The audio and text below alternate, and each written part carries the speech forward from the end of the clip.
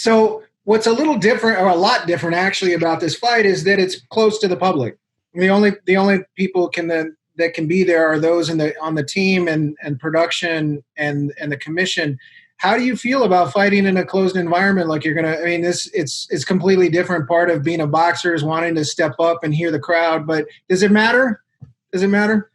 It doesn't matter. I mean, it's just I can't really answer that too accurately right now because I've never actually experienced, fighting in front of cameras with no crowd. But I mean, it might be even. They say there's an A side and the B side, and the whole reason to that is because the B side's coming into the A side's backyard, and you have this crowd taunting the fighter and all this other crap. But now it's more even, I think. Now it's just you and the fighter and the trainer and cameras or no cameras, but it's more like I wouldn't call it a sparring session because you got 8-ounce gloves and no headgear, but you have, two fighters going at it, and you don't have to worry about, the crowd. Now, sometimes the crowd energizes you when you're in trouble, whatever the case. I don't know what kind of environment it's going to be because, I have to experience it, but it's going to be odd. It's going to be weird, but at the end of the day, it's just me and him. And I just got to take care of business and go to work. That's true. That's true.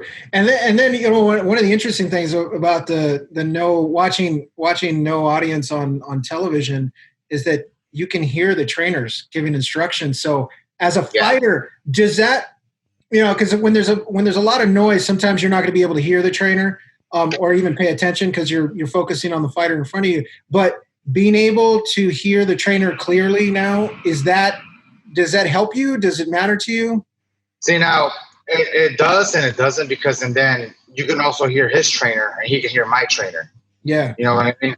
Now, I don't know if you know English, but I know Spanish. So I can understand what they're saying, but I don't know if they can understand what my trainer's saying.